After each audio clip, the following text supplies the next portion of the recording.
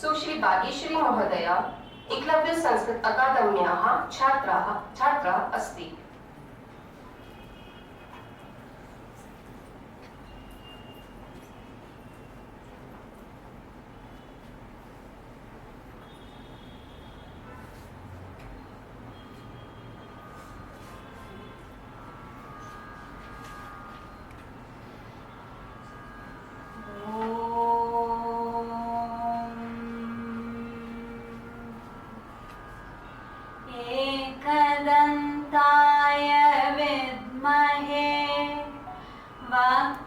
वक्रतुण्डाय धीमहि तन्नो दन्ति प्रचोदयात्।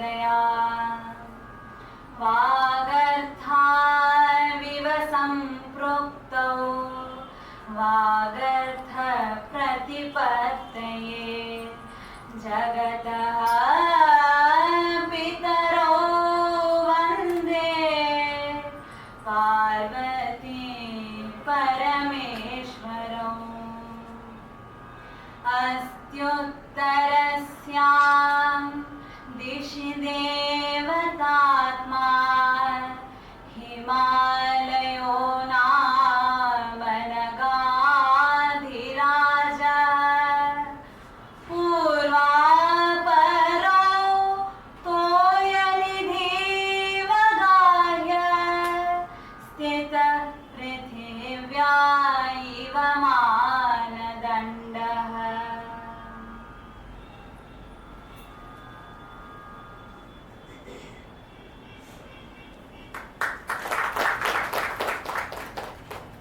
धन्यवाद बागेश्वरी महोदया, बहुत सुंदर प्रार्थना करने के लिए आपका बहुत बहुत धन्यवाद।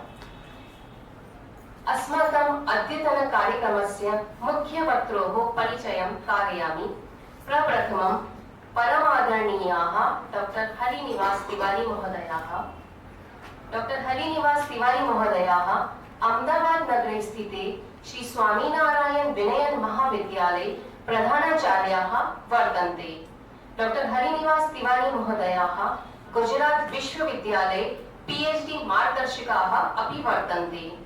महोदयैः विविधेषु संस्थानेषु विविधान् विषयान् अधिकृत्य व्याख्यानानि प्रदत्तानि सन्ति। डॉक्टर तिवारी महोदयानां मुख्य सेवा कार्यं महोदयानाम् एकः यूट्यूब चैनल अस्ति। तस्मिन् यूट्यूब चैनल उपरि डॉक्टर महोदयानां प्रायशः 700-200 चलचित्राणि मोर देन 27,100 उपलब्धानि वर्तन्ते। संस्कृत साहित्य एवं संस्कृति इस नाम से डॉक्टर हरिनिवास तिवारी महोदय जी का एक यूट्यूब चैनल है और इस चैनल पर हम वाल्मीकि रामायण के 400 से भी अधिक वीडियोस, श्रीमद् भगवत गीता के 120 वीडियोस एवं महाभारत के 600 से भी अधिक वीडियोस देख सकते हैं। संप्रति द्रोण पर्व प्रचलित वर्तते। इस समय द्रोण पर्व चल रहा है और हम प्रतिदिन सुबह चाय नाश्ते के साथ में 7 बजे संस्कृत साहित्य के संदर्भ में आदरणीय डॉक्टर हरिनिवास तिवारी महोदय जी का एक वीडियो देख सकते हैं। महोदयैः कृतान् अनेकान् विषयकान् वयं महोदयानां यूट्यूब चैनल उपरि द्रष्टुं शक्नुमः। एतादृशाः श्रेष्ठाः अध्ययनशीलाः संस्कृत विद्वांसः अद्य अत्र विराजन्ते इति अस्माकं परमं सौभाग्यम्। अहम् एकलव्य संस्कृत अकादमी एवं च अहमदाबाद संस्कृत अकादमी अनयोः निदेशक डॉक्टर मिहिर उपाध्याय महोदयान् प्रार्थये यत् डॉक्टर हरिनिवास तिवारी महोदयानां स्वागतं करोतु इति।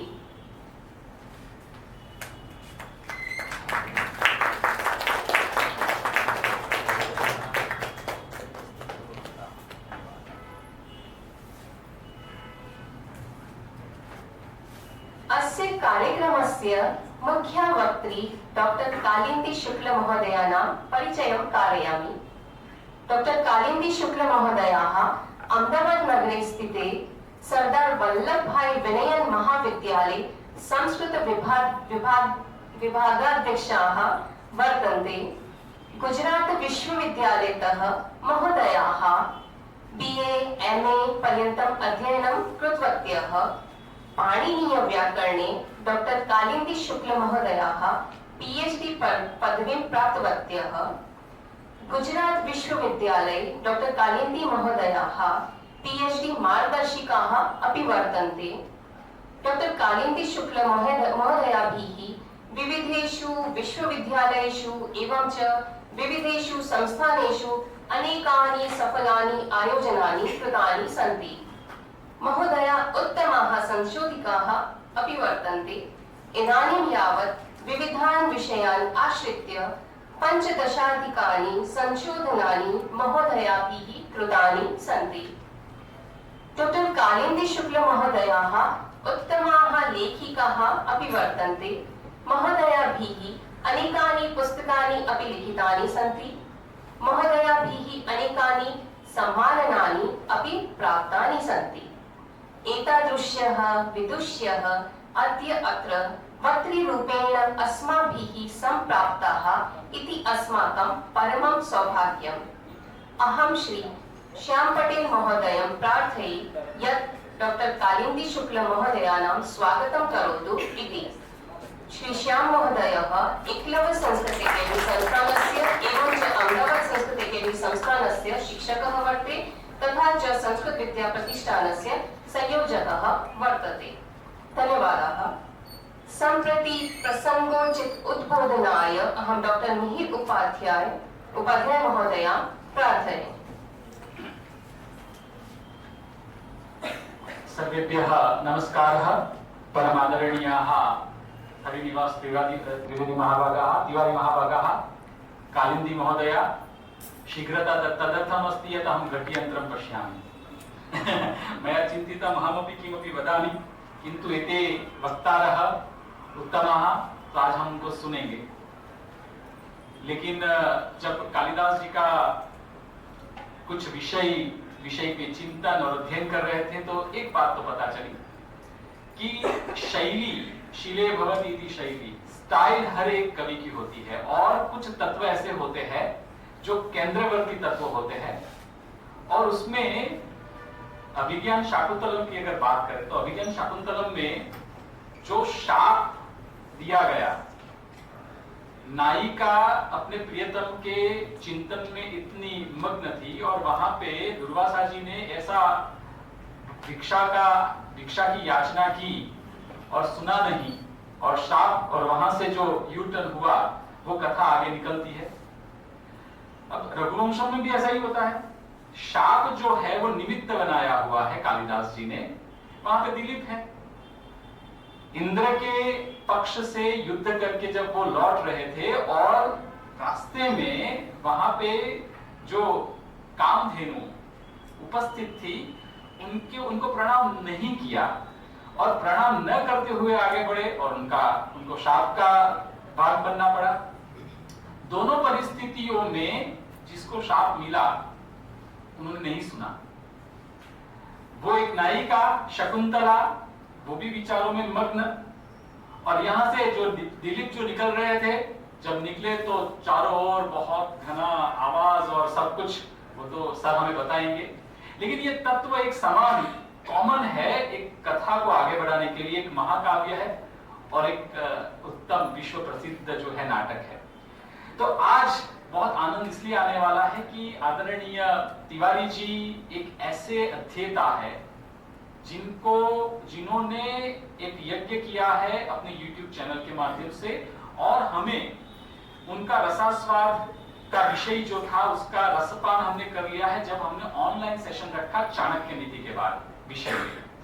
तो उनकी जो बोलने की शैली है, समझाने का जो तरीका है वो हमें मालूम है और इसलिए हम बहुत उत्सुक हैं।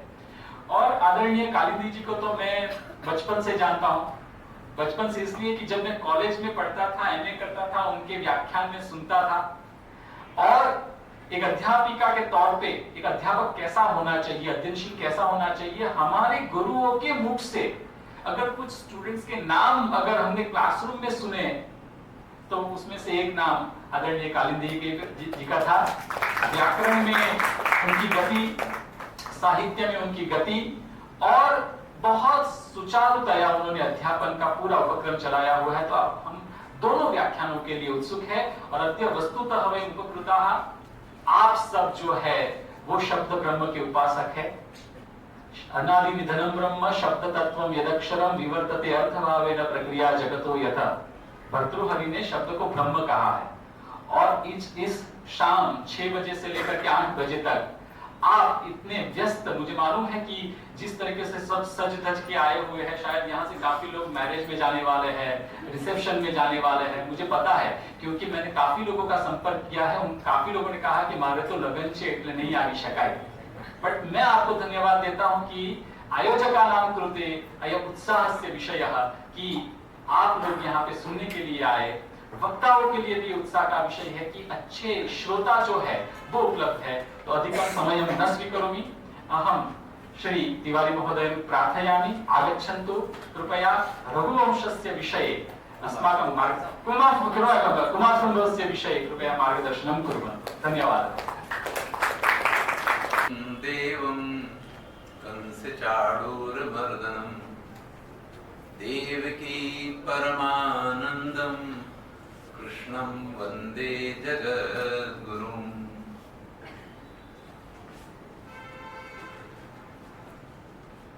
आज एक सौभाग्य का अवसर है।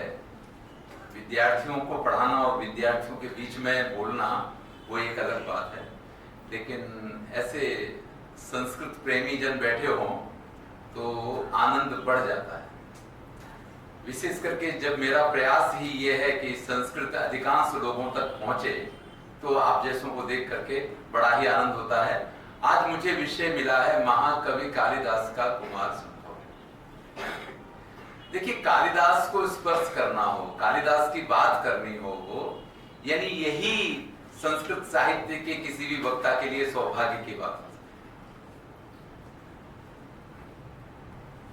क्योंकि जब पढ़ा तो उनको पढ़ा, जब सुना तो उनको सुना, और जब मनन किया, चिंतन किया, तब पता चला कि नहीं, विद्यार्थी के रूप में कालिदास को पढ़ना एक बात है और एक अध्यापक के रूप में पढ़ना दूसरी बात है, और एक रसिक के रूप में पढ़ना, तब कालिदास समझ में आते हैं कि कालिदास क्या है, क्यों उन्हें कविकुल गुरु कहा जाता है, क्यों उन्हें श्रृंगार सम्राट कहा जाता है।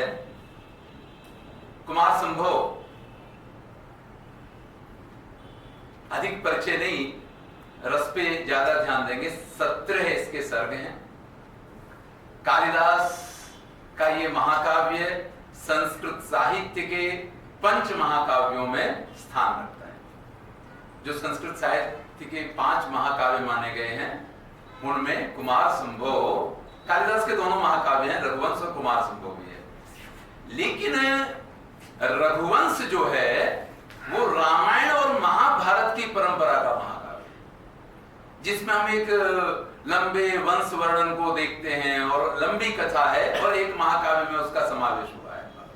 जबकि कुमार संभव जो है वो आने वाले महाकाव्यों के लिए उपजीव्य काव्य बना है। इसने एक परंपरा प्रारंभ की है कि आप एक छोटे से विषय को लेंगे और उस विषय को लेकर के पूरा महाकाव्य लिखेंगे, चाहे वो शिशुपाल वध हो या आगे जो भी महाकाव्य अन्य कवियों ने लिखे, उनके लिए ये बिल्कुल मार्गदर्शक बना है। रघुवंश में कथा पक्ष और कला पक्ष दोनों चलते हैं, जबकि कुमार संभव में कथानक बहुत कम, और कालिदास का जो कला पक्ष है वो खिल के आता है। तो रचना का परिचय इतना ही, रचना का रसास्वाद करेंगे। सबसे पहले मैं धन्यवाद करता हूं जिन्होंने मंगलाचरण किया। कुमार संभव का प्रथम श्लोक अत्युत्तर श्याम दिशि देवतात्मा इतने अच्छे सुर में गाया कि मैं तो इस सुर में गाने की कल्पना भी नहीं कर सकता हूं। फिर भी एक अध्यापक हूं, संस्कृत का अध्यापक हूं, चाहे नीति शतक पढ़ाऊं या कुछ भी जब मैं पढ़ाता हूं, तो श्लोक जो है अगर क्लासरूम में गाया ना जाए तो वो श्लोक नहीं रहता है। इसलिए हम प्रारंभ यहीं से करेंगे। सबसे पहले महाकवि कालिदास के लिए कहा जाता है कि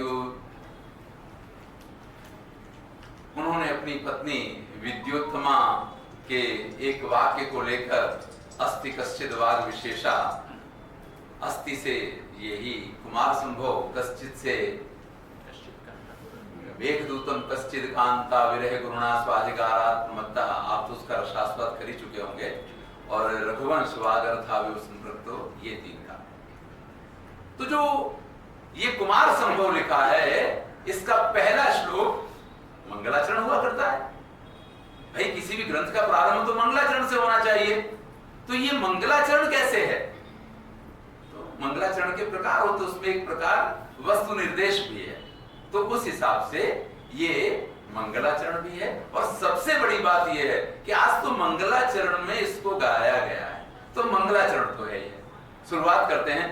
अस्त्युत्तर श्याम दिशि देवतात्मा, हिमालयो नाम नगाधिराजा, पूर्वा परौ तोय निधीव गाय, स्थितः पृथिव्याम इव मानदंड।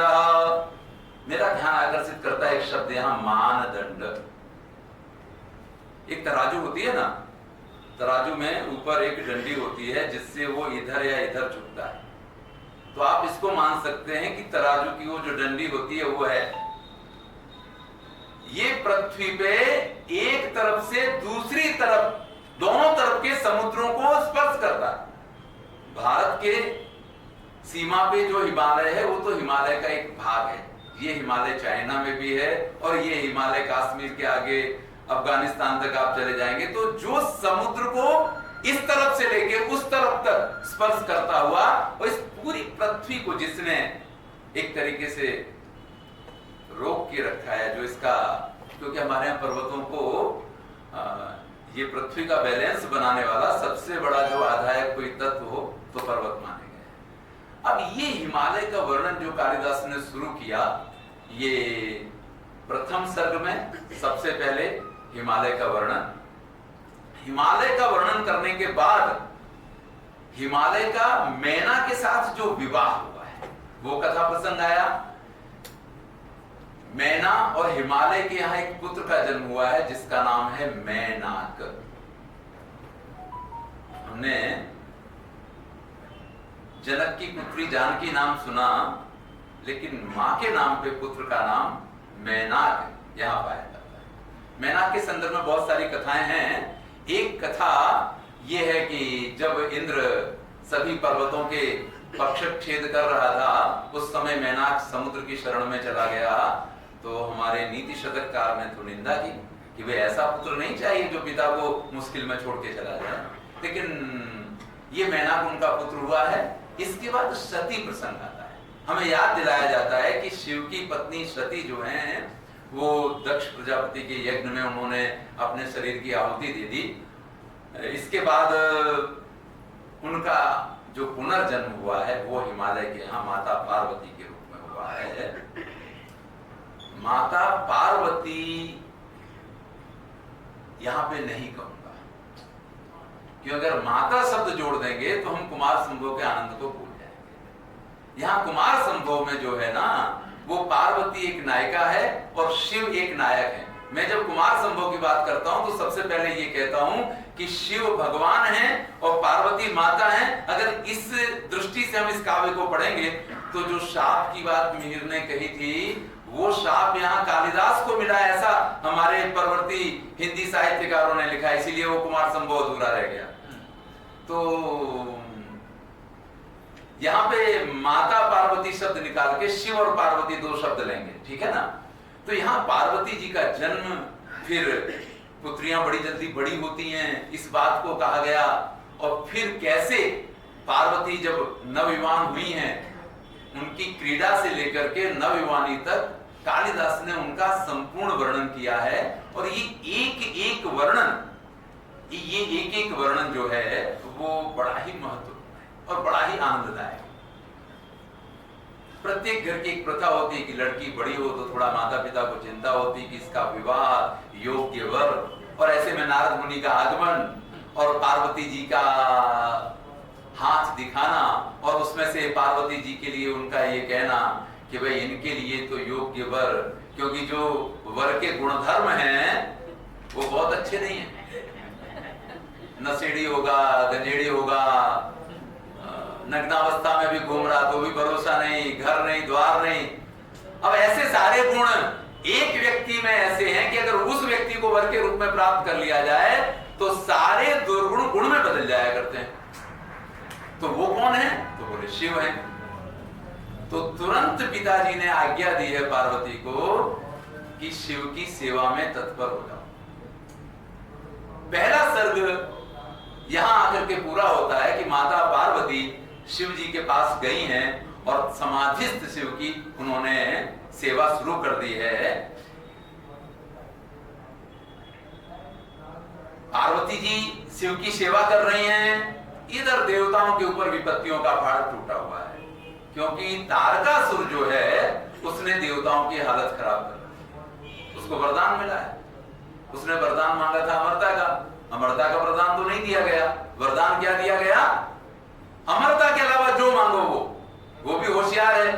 तो उसने देखा कि शिव की पत्नी पार्वती की तो मृत्यु हो गई है और ये हमेशा समाधि में बैठे रहते हैं, तो उसने वरदान क्या मांगा? शिव के पुत्र के हाथों मेरी मृत्यु होनी चाहिए। अब जिसकी पत्नी नहीं है उसका पुत्र कहां से होगा, और पुत्र नहीं होगा तो मुझे मारेगा। तो वो तो स्वच्छंद हो गया। हमारे यहाँ यही सबसे बड़ी समस्या होती है कि अधिकार मिल जाए और सत्ता मिल जाए और ऊपर से वरदान मिल जाए तो फिर तो भैया हमारे जैसा कोई नहीं। अब तारकासुर ने देवताओं को इतना परेशान किया है, देवता हाथ जोड़ के ब्रह्मा जी के पास पहुंचे हैं, ब्रह्मा जी की स्तुति की है जाकर के। कालिदास यहाँ पे ब्रह्मा जी की स्तुति की जो कुछ श्लोक प्रस्तुत करते हैं वो बड़े ही सुंदर हैं। नमस्त्रिमूर्तये तुभ्यं प्राक् सृष्टेः केवलात्मने गुणत्रय विभागाय पश्चात भेदम उपेयुषे।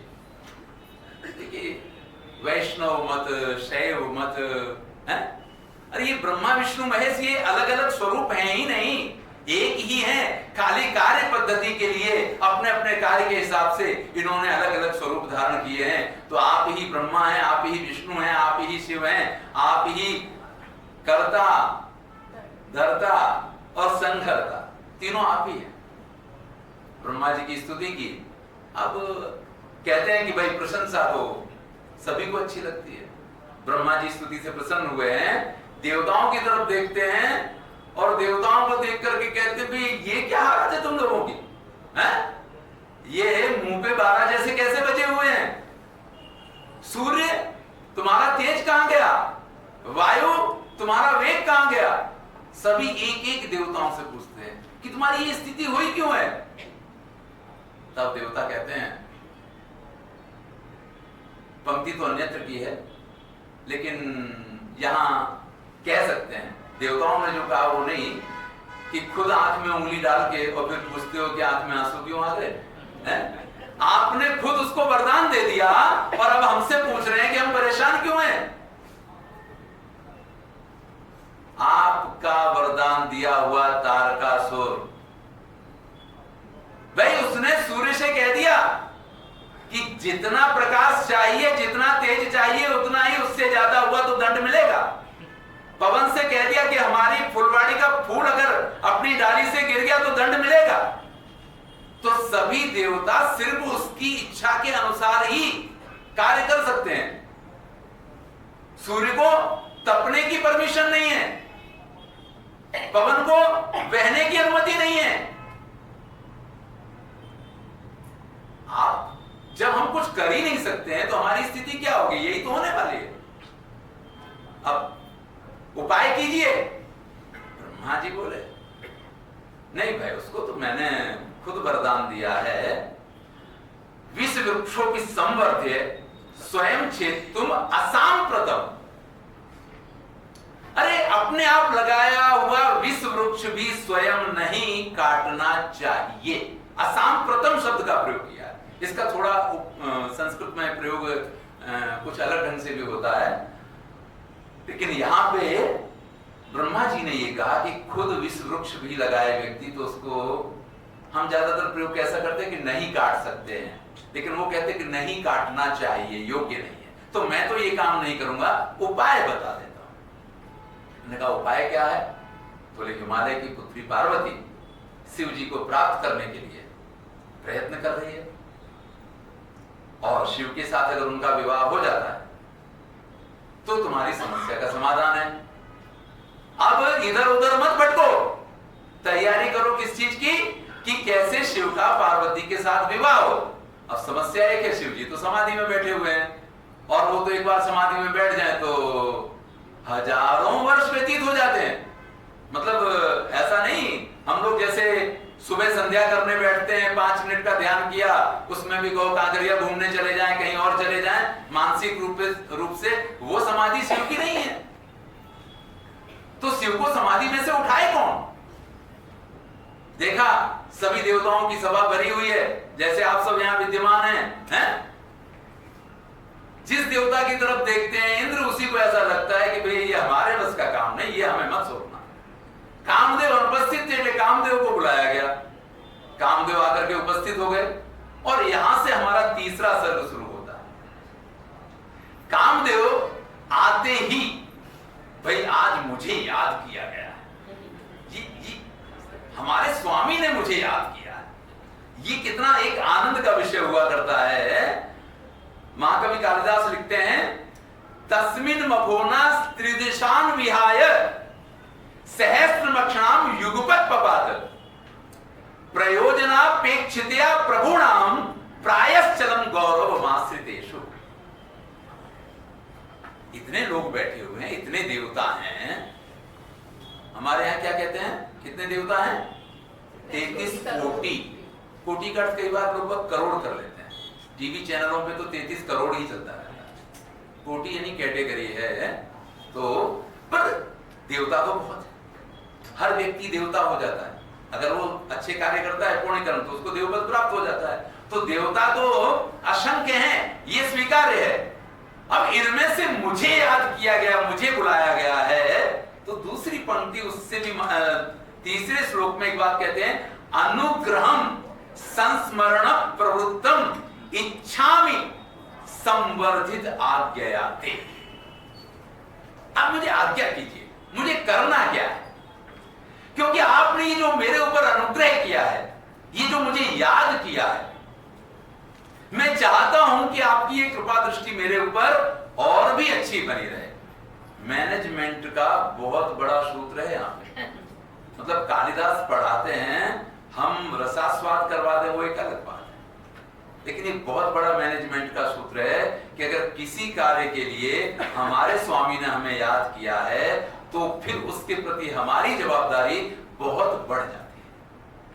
फिर ये नहीं चलता है कि ठीक है हम जैसे करते थे हम कर लेंगे, हो जाएगा। नहीं, आप स्पेशल हैं इसलिए आपको स्पेशली याद किया गया है, और अगर आप स्पेशल हैं तो पुरवार कीजिए, आप प्रूव कीजिए कि यू आर स्पेशल। आपको जो बुलाया गया है वो स्वामी का निर्णय गलत नहीं है।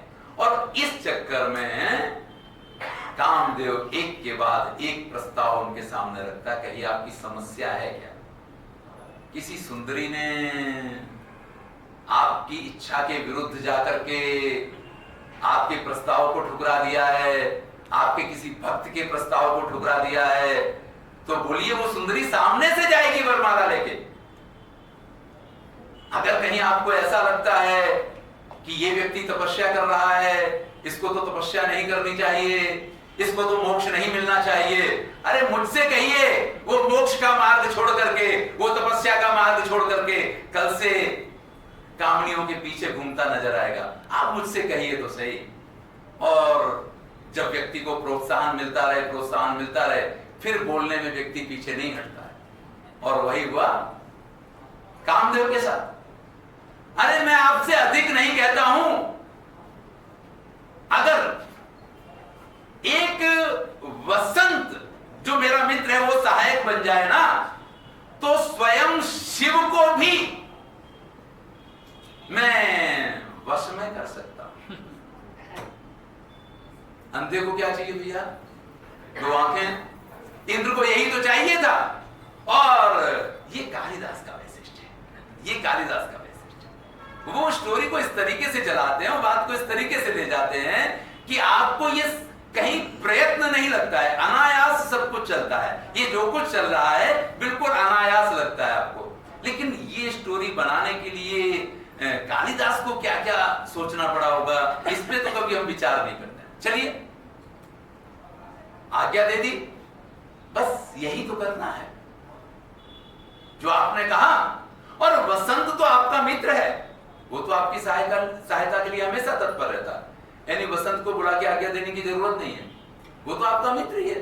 वो तो, अरे भाई आग लगी हो तो पवन देव से कहना नहीं पड़ता है कि जाओ थोड़ी मदद करो जाके। हनुमान जी ने भी जब लंका में आग लगाई तो तुलसीदास लिखते हैं, चले पवन 49, मतलब जितने प्रकार के मरुत हैं उनकी 49 संख्या है, तो वो सारे के सारे पवन, यानी कोई दिशा से नहीं। अगर एक ही दिशा का पवन चलता ना लंका में, तो क्या होता कि हनुमान जी ने जहां से आग लगाई थी वहां से एक दिशा चलती, दूसरी दिशा के तो पवन बच सकते थे। लेकिन नहीं, हम इधर भी जाएंगे उधर भी जाएंगे, हर तरफ का पवन उस समय, तब सारी लंका जल के खाक हुई है। तो अरे वसंत तो तुम्हारा मित्र है, उसको तो कुछ कहने की आवश्यकता ही नहीं है, आपको यही कार्य करना है। अब कहते तो कह दिया था, अब ये थोड़ी पता था कि सिर पे यही आके पड़ जाएगा। रति से सम्मति लेनी पड़ेगी, कहना तो पड़ेगा कि भाई इस काम के लिए जा रहे हैं। और रति को स्पष्ट मालूम पड़ता है कि इसमें मुश्किल है। कालिदास ने लिखा है कि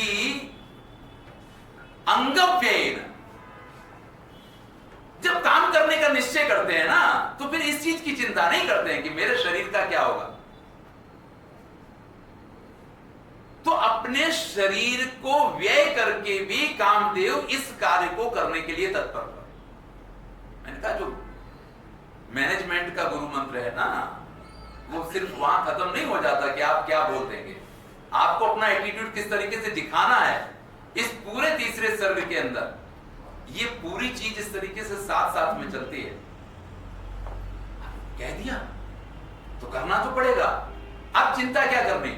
ओखली में सिर दिया तो फिर मूसर की मार से थोड़ी डरना है।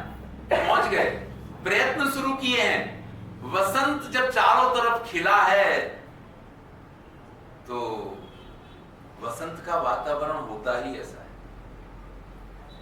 सिर्फ आम पे मोर आता है ऐसा थोड़ी है, लोगों को भी मोर आ जाता है।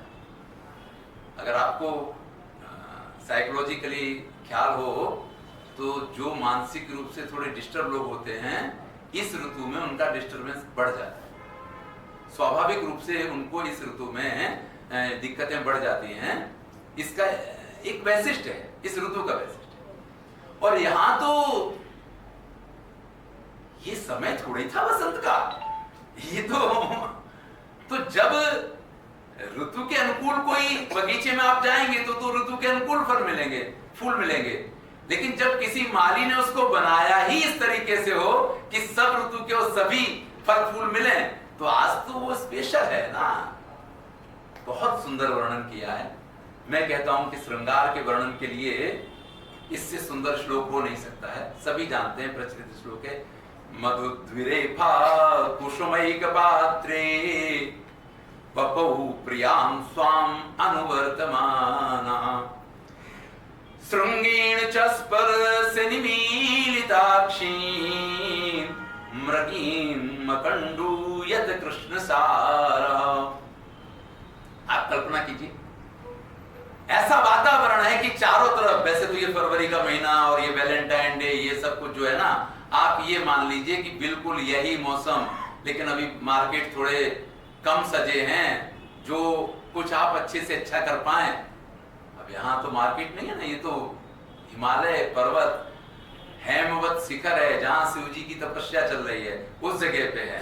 तो सब कुछ इस तरीके से तैयार है। अब ऐसे में एक प्रेमी प्रेमिका अगर कोक भी पिएंगे तो एक बोतल होगी या एक गिलास होगा, उसमें 2 स्ट्रॉ लगाएंगे, तभी तो उसका मजा आएगा। और उसमें भी जल्दबाजी नहीं करनी है। अरे आप पियो हैं, और ये करते करते मधुद्विरेफा कुसुमई का पात्र, भंवरा और भंवरी एक ही फूल को पात्र बना करके और उसमें से रस का आस्वाद कर रहे हैं। आप कल्पना कीजिए कि ये श्रृंगार किस प्रकार का है। यहां हमें ऐसे किसी नायिका या नायक के आलंबन की जरूरत ही नहीं है कि जिसके कारण आपके श्रृंगार को कहीं कुछ कहा जाए। यहां तो प्रकृति को लेकर के कालिदास वो बात व्यक्त कर देते हैं जो लोग शायद नायक नायिका को लेके नहीं कर सकते। और देखिए दूसरी पंक्ति, श्रृंगेण स्पर्श निमीलिताक्षी मृगीम अकंडूयत कृष्ण सारा। वो मुर्गी जो है ना, उसने तो अपनी आंखें बंद कर रखी है और कृष्ण सार मृग जो है ना, अपने सींग से धीरे धीरे उसको खुजला रहा है और वो अपनी आंखें बंद किए हुए बैठी हुई है। अब खुद में लेटी हो और उसके सिर में वो अपनी उंगलियां फिरा रहा हो, मतलब जो कुछ आप कल्पना कर सकते हैं श्रेष्ठ से श्रेष्ठ श्रृंगार की, वो सारी कल्पनाएं कालिदास या प्रकृति को लेकर के। मैंने तो एक ही श्लोक आपके सम्मुख प्रस्तुत किया है, पूरा वसंत का वातावरण है और वसंत के वातावरण में यहाँ पे ऐसे 25 जितने श्लोक हैं जिनमें इसका सबका वर्णन है। अब असर शिव जी के ऊपर भी हुई, क्योंकि वातावरण तो वातावरण है। शिव जी ने आंखें खोली, इधर उधर देखा, ये चक्कर क्या है, अचानक दिखाई दिया वीरासन में बैठा हुआ है कामदेव। वीरासन, बायां पैर घुटने से मोड़ लिया जाता है ऐसे और दूसरा पैर ऐसे सीधा होता है। वीरासन की मुद्रा में बैठे हुए हैं। आपने हनुमान जी को देखा हो तो वीरासन में होते हैं, लक्ष्मण जी को देखा हो तो वीरासन में होते हैं अधिकांशतः। वीरासन का अपना महिमा है। अब वो आसनों की बात हो तो उस पर चर्चा हो सकती है। शिव जी की दृष्टि उस तरफ गई है, कामदेव अंदर तक कांप गया है। उसको पता चल गया कि समय मेरा पूरा हो गया, उसके हाथ से धनुष छूट गया। लेकिन सौभाग्य की बात है कि उसी समय पार्वती का प्रवेश होता है। पार्वती आई हैं, शिव की नजर पार्वती पे पड़ी है। पार्वती ने शिव जी को उनका पूजन किया है और शिव जी ने उनको आशीर्वाद दिया है। कभी आपको मतलब ऐसा पति मिले जो आपके अतिरिक्त किसी और की तरफ नजर उठा के ना दे। अब इससे बड़ा वरदान किसी स्त्री को क्या चाहिए है? अब ये जब पूजा और वरदान की प्रक्रिया चल रही है ना, कामदेव को एक मौका मिल गया कि वाह, ये अवसर अच्छा है, दोनों सामने सामने हैं और इस अवसर का उपयोग किया जाए। कामदेव ने सब संधान किया है और अपने 5 बाण एक साथ शिव जी के ऊपर छोड़े। बाण छोड़ते तो छोड़ दिए। शिव जी तो शिव जी हैं भाई, इसीलिए तो उनको शिव कहा जाता है। शिव का अर्थ ही है दूसरों के अकल्याण को जो दूर कर सकते हैं। तुरंत उनकी दृष्टि पड़ी, अच्छा अभी तुम्हें देखा था उससे तुम्हारी समझ में नहीं आया। शिव का तीसरा नेत्र खुलता है और उसमें से मतलब ये तृतीय नेत्र तो हम सबके पास है। यहां वर्णन किया है कि वो किस प्रकार से आत्म तेज और किस प्रकार से सारी चीजें उसके अंदर जब आती है ना, और फिर जो उसमें से ज्योति निकलती है ना, उसके सामने ये काम, क्रोध, लोभ, मोह, मद, यहाँ खाली काम की बात है, इसलिए वो भस्म हुआ है। अगर हम अपने तीसरे नेत्र का प्रयोग करें ना, तो हम ये दुनियादारी के सारे जंजालों से मुक्त हो सकते। ये बात भी कालिदास का ये पक्ष भी उतना ही सुदृढ़ है। कालिदास का अध्यात्म पक्ष, वो बड़ी लंबी लंबी दार्शनिक बातें नहीं करते हैं, लेकिन वो एक पंक्ति में भी अगर कुछ कहते हैं ना, तो वो हमें बहुत कुछ कह के चला जाता है। यही तो कालिदास की विशेषता है। फिर तो सब कहते रह गए कि ना ना ना ना ना, पर ना जब तक निकले उससे पहले तो राख का ढेर हो। मैं जरा ये श्लोक अगर आपके सम्मुख नहीं प्रस्तुत करूंगा तो थोड़ा सा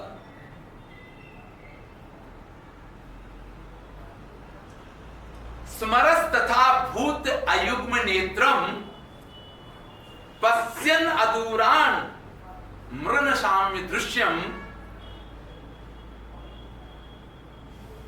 ये जो उसके हाथ से धनुष छूटा हुआ श्लोक है, मैंने थोड़ा टिक किया था।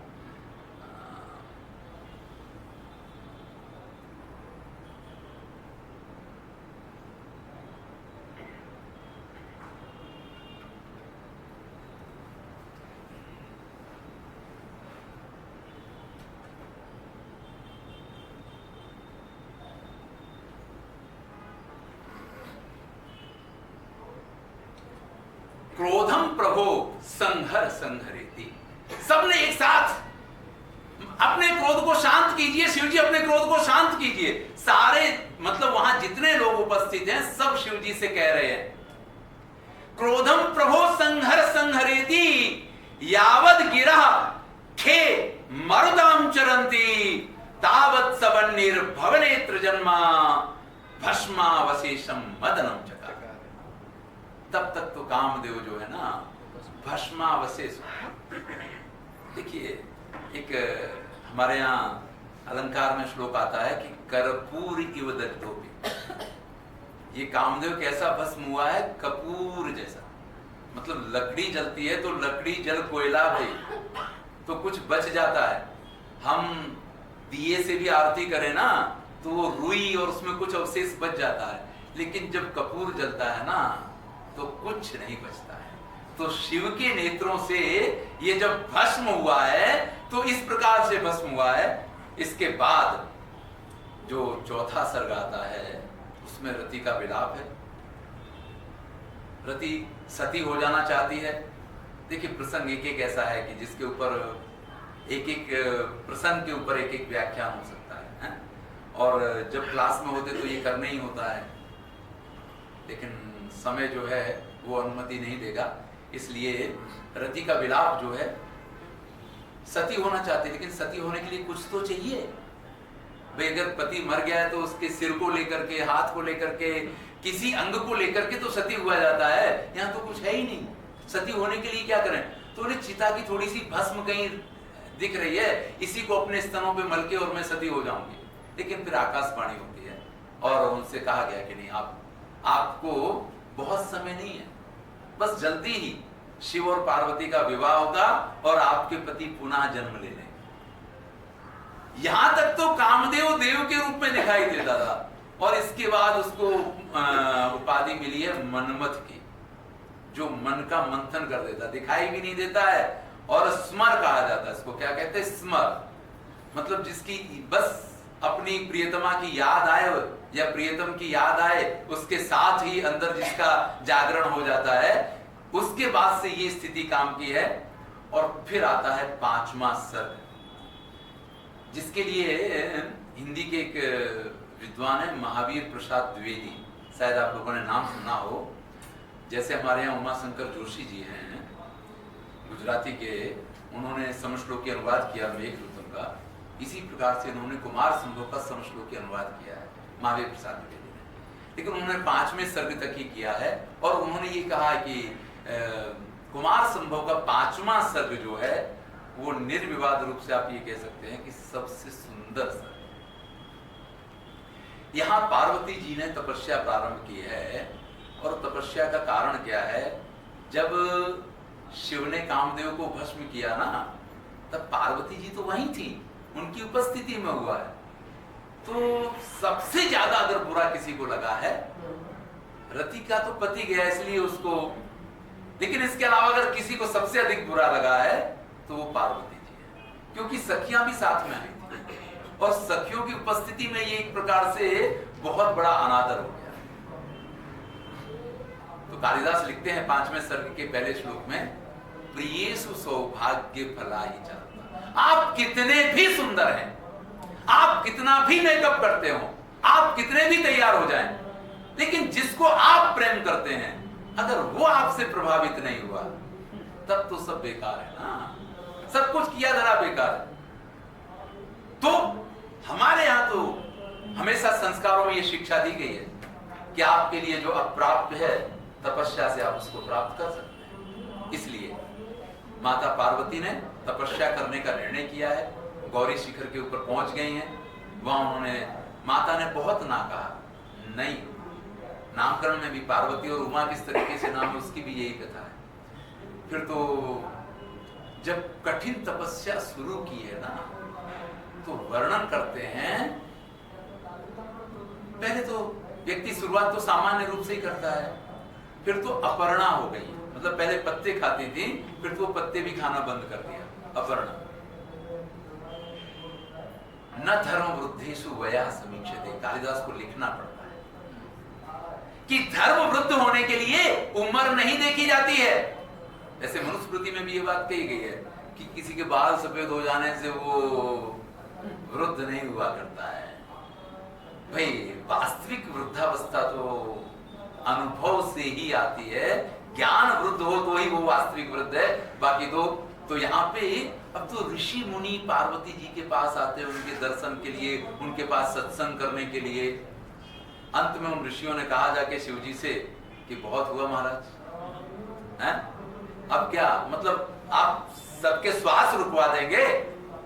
तो शिव जी ब्रह्मचारी का वेश धारण करके आते हैं। भाई ये कथा प्रसंग जिसने इसका आनंद लिया हो और नहीं लिया तो आप एक बार यहाँ देख लीजिए, नहीं तो हमारे YouTube चैनल पे जाइए, संस्कृत साहित्य एवं संस्कृति नाम है, या डॉक्टर हरिनिवास गूगल पे लिखेंगे तो भी पहुंच जाएंगे, और कुमार संभव का ब्रह्मचारी प्रसंग आप जरूर सुनिए। यहाँ तो समय नहीं है, मैं आपसे कहता हूं कि इससे सुंदर देखिए ब्रह्मचारी प्रसंग हर जगह पे आते हैं। आप जो कहते थे ना, ये कुछ चीजें ऐसी होती हैं जो सब जगह पाई जाती है, कॉमन रूप से पाई जाती है, क्योंकि ये एक ऐसा तत्व है जिसपे हर व्यक्ति विश्वास करता है और हर व्यक्ति जिसकी पूजा करता है। अब पार्वती जी के पास शिव जी ब्रह्मचारी के वेश में आए हैं, पार्वती जी ने उनका स्वागत सत्कार किया है, उन्होंने भी पूछा कि भाई पानी वानी सारी सुविधाएं तो आपको प्राप्त होती हैं, और फिर बात थोड़ी सी बात हुई तो बोले हमारे यहाँ तो संस्कार ये कहते हैं कि कोई सप्तपदी हो, 7 पैर कोई साथ चल जाए तो भी मित्र हो जाता है। आप जैसी सुंदर स्त्री, मतलब कन्या, जो हिमालय जैसे राजा की पुत्री, जो राजकुमारी भी है, सौंदर्य की प्रतिमूर्ति है, यानी सभी कुछ तो आपके पास है, तो आप तपस्या किस लिए कर रहे हैं? आपको, मुझे तो कोई कारण नहीं लगता है। तो पार्वती जी तो क्या कहते हैं, मतलब ये तो हमारे के संस्कार नहीं कहते ना कि मुझे अच्छा पति चाहिए इसलिए मैं व्रत कर रही हूँ, भले व्रत इसीलिए करते हो लोग लेकिन स्पष्ट कहा तो नहीं जाता है ना। तो पार्वती जी ने सखी की तरफ इशारा किया और सखी ने धीरे से कह दिया कि वो तो शिव जी को वर के रूप में प्राप्त करना चाहते हैं। अब शिव जी स्वयं ब्रह्मचारी के वेश में आए हैं। देखिए आनंद कहां पे आता है कि एक ही व्यक्ति में 2 पात्र हों तो फिर आपको जो उसका आनंद लेना है ना, वो बदल जाता है। तो शिव जी जो खुद को अच्छी तरीके से जानते हैं, वो शिव की निंदा करते हैं, यानी वो ब्रह्मचारी शिव की निंदा करता है यहाँ पे कि वो तो ऐसा है। अरे चलो चलो मान लिया कि तुम्हारी इच्छा पूरी हो जाए, कल तुम्हारे दोनों लोगों की शादी हुई, वो आपके पिताजी आपका हाथ तो उनके हाथ में देंगे ना, हाथ में हाथ जाएगा और वो हाथ में कंगन के रूप में पहना हुआ सर्प वो वहां पे फुफकार मारेगा, कितनी मजा आएगी ना। एक एक बात जो वहां पे प्रस्तुत की है कालिदास ने, मतलब हमें ऐसा लगे कि वाह ये जो आनंद है। पार्वती ने सारी बातें सुनी। देखिए ये भी एक बहुत बड़ी बात है। अगर हमें जो चाहिए वो ना मिले तो एक वाक्य के साथ हम उठ के खड़े हो जाते, मुझे नहीं सुनना। पार्वती सब कुछ सुनती है और सब कुछ सुनने के बाद उसमें से जो पॉजिटिव आंसर देती है ना, आपने ये कहा, अरे ये तो आपने उनकी प्रशंसा की, ये कहा ये भी उनकी प्रशंसा, ये कहा ये भी उनकी प्रशंसा, और जो बुराइयां हैं उनमें प्रशंसा प्रस्तुत कर देती हैं। आपने कहा कि वो बूढ़े नंदी पे चलते हैं, लेकिन जब वो बूढ़े बैल पे बैठ के निकलते हैं ना, तो ऐरावत हाथी पे बैठा हुआ इंद्र भी उनको प्रणाम करता है। पार्वती जी ने अपनी बात कह दी, कोई निंदा नहीं। ब्रह्मचारी ने फिर बोलना शुरू किया, लेकिन अब सुनने की तैयारी नहीं है, क्योंकि तुलसीदास ने लिखा हरि गुरु निंदा सुनहि जे काना, पाप हो ही गौ घात समाना। अगर कोई गुरु की या भगवान की निंदा अपने कानों से सुनता है ना, तो गौ हत्या का पाप लगता है। ये तो अपना पति परमेश्वर है, सब कुछ उनको मानती है, तो कैसे निंदा सुनेंगी। तो वहां से जैसे ब्रह्मचारी के वेश में शिव कुछ कहना चाहते हैं दोबारा से, पहले तो इच्छा हुई कि इसको कह दूं, लेकिन फिर सोचा संस्कार है, फिर सोचा ये हमारे यहाँ अतिथि के रूप में आए हैं, अतिथि का अनादर तो नहीं कर सकते हैं, लेकिन अगर मैं नहीं सुन सकती तो मैं यहाँ से जा तो सकती हूँ। मुड़ती हैं, एक पैर आगे रखने के लिए उठाया है और पीछे से शिव जी ने अपना वास्तविक स्वरूप धारण करके और पार्वती जी का हाथ पकड़ लिया है। ब्रह्मचारी मेरा हाथ पकड़े। पार्वती का क्रोध पराकाष्ठा में, लेकिन जैसे ही पीछे मुड़ के देखती हैं शिव को, साक्षात शिव को सामने देख के, कालिदास लिखते हैं शैलादिराज तनया नययो न तस्थो, मतलब इससे सुंदर कोई दृश्य हो नहीं सकता। और तुरंत ही शिव जैसे अपने घुटनों पे बैठ जाते हो और घुटनों पे बैठ के हाथ पकड़ के जैसे कोई प्रपोज कर रहा हो, हैं? इस तरीके से कह देते हैं आज से मैं तुम्हारा खरीदा हुआ दास हूं। ये पंचम सर्ग पूरा होता है। पार्वती की तपस्या से शुरू हुआ वो सर्ग, जिस चीज के लिए वो तपस्या कर रही हैं वो प्राप्त हुआ, पर वो ईश्वर के रूप में नहीं, वो दास के रूप में प्राप्त हुआ। ये जो है ना कि प्रेम को अगर हमें प्राप्त करना है ना तो इस तरीके से अगर मिले तो उसका आनंद ही कुछ और है। ये कालिदास का वैशिष्ट है। मैं 5 मिनट में इसका समापन करता हूं। इसके बाद छठा सर्ग आता है। अब तो शिव जी ने सप्तऋषियों को बुलाया है, आ जाओ भाई, मम्मी पापा हो तो लेके जाए प्रस्ताव है? अमिताभ बच्चन जैसा कोई मित्र हो तो धर्मेंद्र का प्रस्ताव लेके मौसी के पास चला जाए शोले में, है? तो यहां तो पहुंच जाए। तो सप्तऋषियों को बुलाया है, अरुंधति के साथ सप्तऋषि आगे पहुंचे हैं। उनसे कहा कि देखो भाई, वैसे तो मुझे ये सब चीजें बहुत स्पर्श नहीं करती हैं, लेकिन देवताओं की बड़ी इच्छा है। अपने ऊपर क्यों डालो यार, मेरी इच्छा है शादी करने की है। देवताओं की बड़ी इच्छा है कि उनको पुत्र चाहिए और हमारे पुत्र के हाथों में उनका कार्य संभलने वाला है, तो फिर भाई हमारा विवाह करवाओ। पार्वती तैयार है। सप्तऋषि गए हैं। हिमालय का फिर से एक बार वर्णन होता है। फिर से हम हिमालय में जब पहुंचते हैं, इस बार हमें सिर्फ हिमालय पे नहीं घूमना है, हमें हिमालय के घर जाना। उस महल में जब प्रवेश करते हैं ना, ऋषियों का जो स्वागत किया है हिमालय ने, जिस प्रकार से ऋषियों की वंदना की है हिमालय ने, दृष्टव्य है।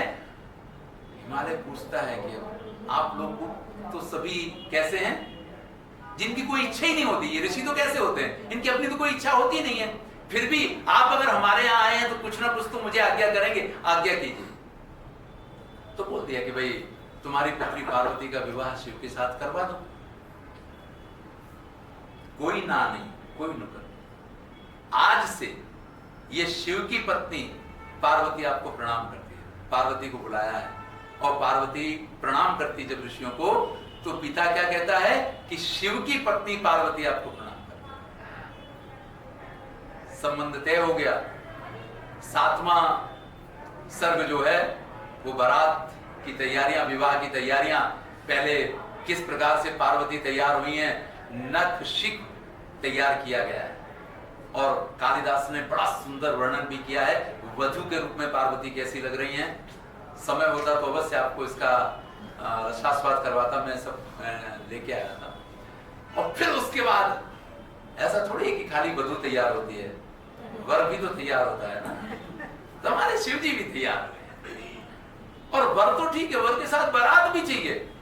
तो ब्रह्मा, विष्णु, इंद्र, अब जो आता है शिव को आकर के, जो भी बाराती आकर के मिलता है, उन सब का वर्णन किया है।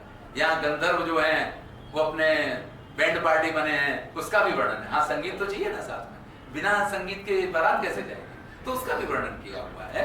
और फिर जब शिव की बारात गई है, कालिदास श्रृंगार को पराकाष्ठा पे ले जाते हैं। जो प्रियसु सौभाग्य फलाही चारुता कहा जाए कि सौंदर्य का फल प्रियतम का स्नेह है, तो फिर स्नेह की पराकाष्ठा भी तो मिलन है ना। तो जिस समय हिमालय ने पार्वती का हाथ शिव के हाथ में दिया है, वो इतना सुंदर वर्णन किया है कि पार्वती को रोमांच हुआ है। वर्णन करते हैं मतलब पहली बार ये हाथ का स्पर्श। अब आजकल तो क्या है कि पहले मिल लेना, घूम लेना, फिर लेना, तो ये जो स्पर्श है या ये जो रोमांच है, ये शायद समझ में ही नहीं आएगा, या आज की स्थिति में हम इसकी कल्पना भी नहीं कर पाएंगे। लेकिन यहाँ कालिदास ने जो वर्णन किया है, पार्वती ने इतने दिन सेवा तो की है, लेकिन अभी तक शिव के हाथ का स्पर्श तो नहीं मिला। आज जब पिता ने पार्वती का हाथ शिव के हाथ में रखा है, तो शिव की जो स्थिति है वो तो है, लेकिन पार्वती को जो रोमांच हुआ है उसका बहुत सुंदर वर्णन किया है।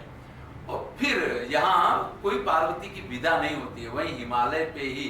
अब विदा करके ले भी कहाँ जाए, अपना घर हो तो दूल्हा लेके जाए बहू को, है। अब यहाँ तो जाएंगे भी तो कहाँ जाएंगे। तो उसके बाद 8वां सर्ग जब शुरू होता है तो शिव और पार्वती के मिलन का वर्णन है। ये श्रृंगार की पराकाष्ठा यहाँ हमें देखने को मिलती है। मुग्धा के रूप में पहले पार्वती का वर्णन किया है कि मुग्धा है, तो शिव जब जब कोई प्रयत्न करते हैं उसके साथ मिलन का, तब तब हर बात में वो ना बोलती है।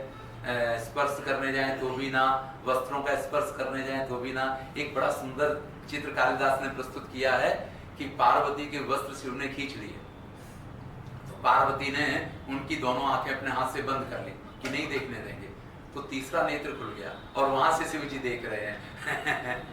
तो ये जो है त्रिनेत्र वाली बात, वो भी कालिदास ने। तो ये श्रृंगार के बड़े सुंदर सुंदर वर्णन, पहले मुग्धा के रूप में, और फिर जब थोड़ा समय चला गया और वो मिलन जब आगे बढ़ा है तो पार्वती मध्या नायिका हो गई हैं। अब उन्हें वो जो रति का सुख है उसका आनंद मिलने लग गया है। पहले तो एक भय लगता था, अब एक आनंद की प्राप्ति होती है।